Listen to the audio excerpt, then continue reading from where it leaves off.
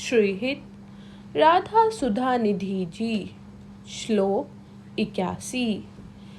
लिखन्ते भुजमुल्तो न खलु शंखं चक्रादिकं विचित्र हरि मंदिरम न रचयन्ति भालस्थले लस्तुलसी मालिकां ददति कंठपीठेन वा गुरुभर्जन विक्रमात्म इहिते महाबोध्या। रसिक जनों का स्वरूप वर्णन। श्री गुरु के द्वारा दिए गए हुए भजन के प्राक्रम से वे रसिक जन भुजाओं में शंख चक्र आदि वैष्णव चिन्ह को नहीं लिखते हैं और ना ही कभी ललाट पर विचित्र हरि मंदिर वैष्णव तिलक रचते हैं, न गले में तुलसी माला भी धारण करते और ना ही कभी कोई चिन्ह अपने माथे पर अंकित करते। बाहरी लक्षणों से वे शुद्ध होकर निरंतर अंतरांग रस अर्थात विशुद्ध श्री राधा रस में डूबे रहते हैं। ऐसे भजनी कितने हैं, अर्थात वे तो कुछ ही हैं। श्लोक 82।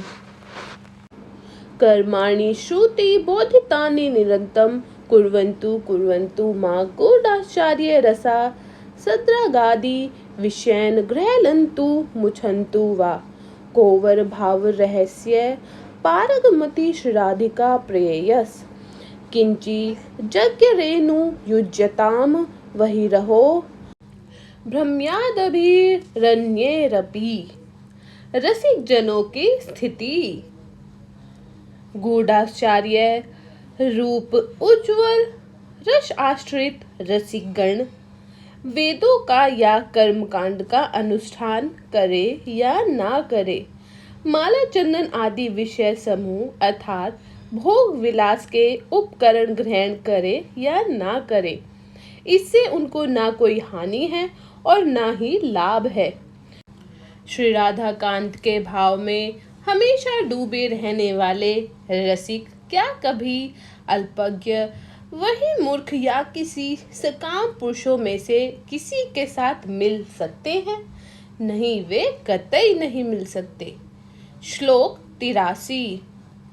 अल्म विषय वार्तया नरक कोटि विभत्सया वृथा श्रुति कथा श्रमो वत विभेमी केवल्यता परेश भजनोन्मदा यदि सुखदायकीम तत् परम तु मम राधिका पदरसेन मनोमज्जुत। रसिक जनों की मन की स्थिति। विषय चर्चा इसे बंद करो, क्योंकि यह कोटि कोटि नरकों के समान घृणित है। श्रुति कथा भी व्यर्थ ही है। हमें तो कैवल्य से भी भय प्रतीत होता है, हमें तो मोक्ष का भी भय है, क्योंकि वहाँ नाम रूप रहित है। परम पुरुष भगवान के भजन में उन्मत्त यदि कोई सुख आदि तो रहने दो, हमें उससे क्या। हमारा मन तो केवल श्री राधा के पद रस में ही डूबा रहे, हमारी यही अभिलाषा है। श्लोक 84। तत् सौंदर्य साचा नववयो यौवन श्री प्रवेश सादृग भंगी साचा रस घनाचार्य वक्षोज कुंभा सोयाम विंबधर मधुरिमा तत्सम्मंतम साचवाणी सेयाम लीला गतिरपि न विस्मर्यते राधिकाया।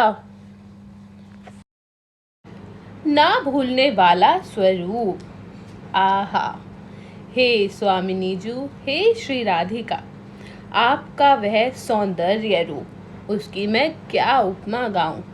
वह नवीन वय में यौवन श्री का प्रवेश, वह नेत्रों की भंगिमा, घनीभूत रस और आश्चर्य से परिपूर्ण वह युगल स्तन कलश, इसी प्रकार लाल बिंब फलों के समान अधरों की वह मधुरिमा, साथ ही मंद मंद मुस्कान और रसमय वाणी एवं वह लीलापूर्ण पदन्यास, मंद मंद आपकी वह गति, ये सब मेरा मन भूलता ही नहीं।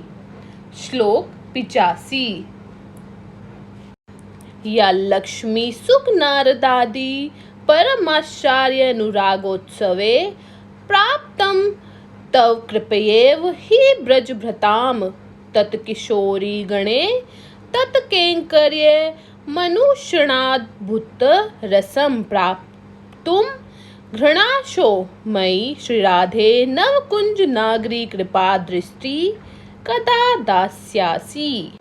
दास्य अभिलाषा, हे नवकुंज नागरी, मैं आपके उस कैंकर्य प्राप्ति की, उस दासी भाव की आशा को धारण किए हुए हूँ, जिससे क्षण क्षण में अद्भुत रस की प्राप्ति होती है और जिसे उन अनुराग उल्लासमयी व्रज किशोरी गणों ने प्राप्त किया था, जिन गोपीजनों के अनुराग उत्सव की लालसा लक्ष्मी सुख नारद आदि को भी रहती है।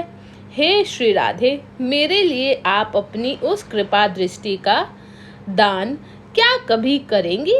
क्या मुझ पर भी आप ऐसी कृपा करेंगी?